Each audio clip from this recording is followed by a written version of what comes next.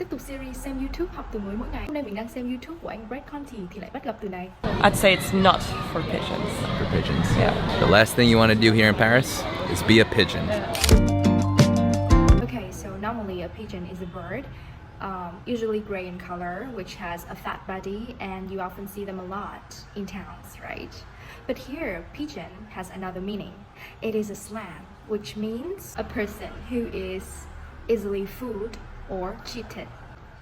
Have a look at this example. He is truly a pigeon when he bought that bag with $200.